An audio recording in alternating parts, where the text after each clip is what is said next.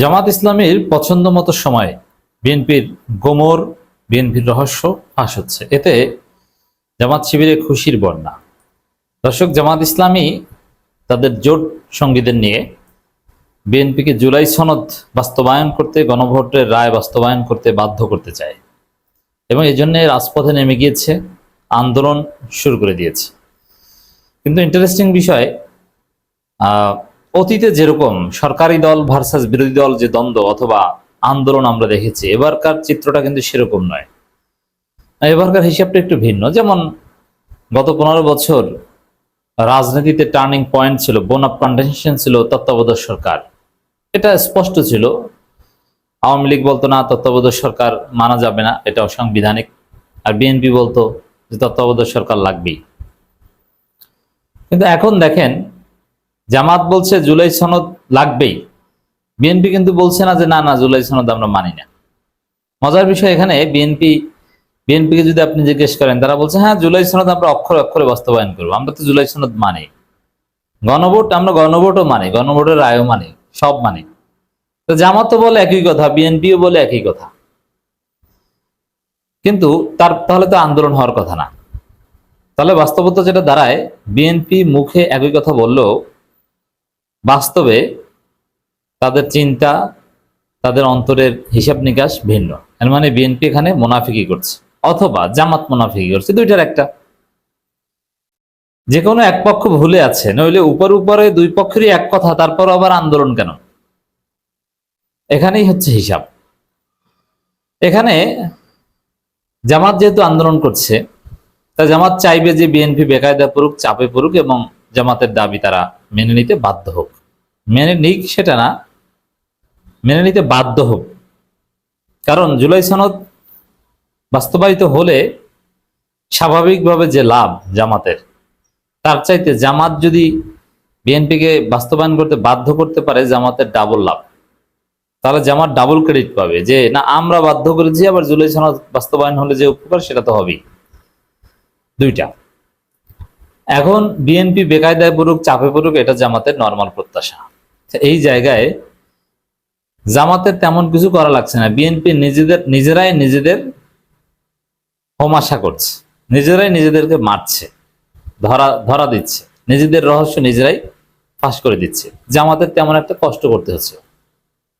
যেমন বিএনপি যে লাইনে বর্তমানে আছে, এই লাইনটা কিন্তু অত্যন্ত সূক্ষ্ম। একজন আইনের ছাত্র হিসেবে বলতে পারি যে পলিটিক্যালি বিএনপিকে গালি দেওয়া গেল, লিগ্যালি বিএনপিকে এখানে তেমন কিছু বলাটা খুব কঠিন। যেমন আমরা বলি যে গণভোটের রায় এখনো বাস্তবায়ন হয়নি, অথচ গণভোট এটা 70% মানুষের ম্যান্ডেট, গণভোটের উপরে কিছু নাই। কিন্তু লিগ্যাল কথা এটাই যে গণভোট ইটসেলফ ইজ নট সংবিধান সংস্কার।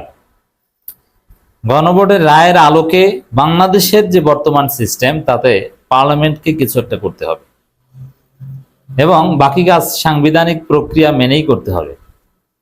যেহেতু জামাত সাংবিধানিক প্রক্রিয়া মেনেই এসেছে, একদম সংবিধানকে ছুঁড়ে কেউই ফেলায়নি। যেমন এনসিপি এই সাংবিধানিক রাষ্ট্রপতির কাছেই তো শপথ নিয়েছিল এনসিপির ছেলেরা। অনেক হিসাব নিকাশ এখানে আছে। অতএব বিএনপি যে সংবিধান করছে, এটা একদম অমূলক নয় সাংবিধানিক দৃষ্টিতে। সাংবিধানিক হিসাব নিকাশে, আইনের দৃষ্টিতে বিএনপির কথাই ঠিক। জুলাই সনদ বাস্তবায়নের যে পদ্ধতির কথা বিএনপি বলছে, যে প্রক্রিয়ার কথা যা বলছে, তা এই সংবিধানকে হিসাব নিকাশ মানদণ্ড হিসেবে ধরলে, এবং আপনি পার্লামেন্ট বসিয়েছেন, পার্লামেন্ট চলে, সবকিছু তো আপনার বেশিরভাগই সংবিধান অনুযায়ী চলে। তো সেখানে আপনি সংবিধান ওভারলুক করে চাইলেই যা ইচ্ছে তা করতে পারেন না, অনেক বিষয় আছে। তো এখানে কিন্তু বিএনপিকে পলিটিক্যালি আমরা গালাগালি করতে পারি, বাট লিগালি করতে পারি না। আমি যতটুকু আইন বুঝি তাতে বিএনপির অবস্থান ভ্যালিড, আইনি অবস্থানে। হয়তোবা জামাত যদি রাষ্ট্র চালাতো, তখন জামাতেরও এই দায়বদ্ধতা তৈরি হতো যে আমরা এই জামাতের এই বিরোধী দলের এই দাবিটা মানবো কিসের ভিত্তিতে? ভিত্তি কি? সংবিধানের কোনো একটা আর্টিকেল না কি? কিছু তো একটা লাগবে না, হাওয়ার উপর। That is very significant. তো সেই জায়গায় বিএনপি যদি চুপচাপ থাকতো, জাস্ট যে না আমরা করব করব করব, একটু ওয়েট করেন, একটা প্রক্রিয়া অনুযায়ী করব, যথাযথ প্রক্রিয়া করব, তাহলে জামাতের জন্য এই আন্দোলন জমানো অত্যন্ত কঠিন ছিল। কিন্তু আমরা দেখতে পাচ্ছি যে বিএনপির মন্ত্রীরা তাদের রহস্য ফাঁস করে দিচ্ছে। কেউ বলছে 70% কেন, গণভোটে 100% রায় হলেও কিছু আসে যায় না। আবার কেউ বলছে যে জুলাই সনদ ওটা আবার কি, এটা তো 3 দলীয় জোটের রূপরেখার চাইতে বেশি কিছু না। আবার আইনমন্ত্রী বলছেন যে জুলাই সনদ বাস্তবায়নের সঙ্গে গণভোটের সম্পর্ক নাই। এই যে উদ্ভট কথাগুলো বিএনপি মন্ত্রীদের, এটাই তো বিএনপিকে ডুবাচ্ছে। যদি জাস্ট এতটুকুর মধ্যে থাকতো বিএনপি যে আমরা জুলাই সনদ বাস্তবায়ন করবো অক্ষরে অক্ষরে, দ্যাটস ইট, বিএনপির যুক্তি খণ্ডন করা জামাতের জন্য অসম্ভব ছিল।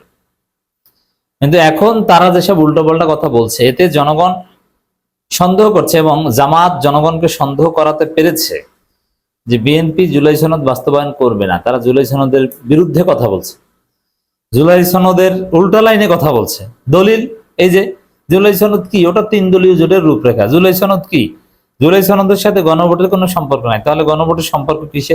কতটা উদ্ভট কথা আইনমন্ত্রী বলছে। দেখেন, গণভোট অনুষ্ঠিত হয়েছে জুলাই সনদের বৈধতার জন্য, আর বলছে জুলাই সনদের সাথে গণভোটের সম্পর্ক নেই। তাহলে গণভোটটা কি জন্য অনুষ্ঠিত হয়েছে? গণভোটের প্রশ্নমালার মধ্যে কি ছিল? কমপ্লিটলি জুলাই সনদ ছিল, আর বলছে গণভোটের কোনো সম্পর্ক নেই। এসব উল্টাপাল্টা কথা না বললে জনগণ এতটা সন্দেহ করতো না। শুধু এইটা না, জামাত শিবির খুশি কেন? এই যে বিএনপি নিজেরা নিজেদেরকে জনগণের কাছে ধরিয়ে দিচ্ছে। এখন এই কথাগুলোই জামাত জনগণকে বোঝাতে পারছে, দেখো বিএনপি কতটা বাটপার। তা জামাতকে ব্যাখ্যা দিতে হচ্ছে না, বিএনপির কথা দিয়েই বিএনপিকে বাটপার হিসেবে প্রমাণিত করতে পারছে। এই জন্য জামাত শিবির খুশি।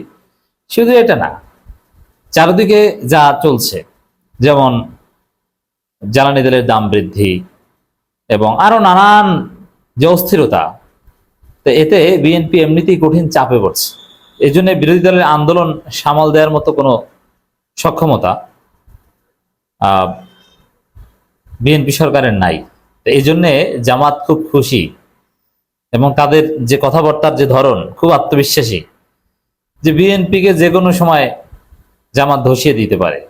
কিন্তু এখন পর্যন্ত জামাত করুণা করছে যে আমরা সরকার পতনের কথা বলছি না, সংশোধনের কথা বলছি, ভালো হয়ে যান, ভালো না হলে কিন্তু ফু দিব আর উড়ে যাবেন। জামাতে ভাবে আছে, খুশিতে আছে। কারণ অর্থনীতির যে অবস্থা এবং বিশ্ব বাস্তবতা, এই প্রেক্ষাপটে একটা রেজিমকে ধসিয়ে দেওয়া তেমন কোনো ব্যাপার না। আর বিএনপির ভিত্তি এখন পর্যন্ত মজবুত হয়নি, নাড়া দিলেই পড়ে যাবে। জুলাই সনদ বাস্তবায়নের সঙ্গে গণভোটের কোনো সম্পর্ক নেই বলে মন্তব্য করেছেন আইন, বিচার ও সংসদ বিষয়ক মন্ত্রী অ্যাডভোকেট মোহাম্মদ আসাদুজ্জামান।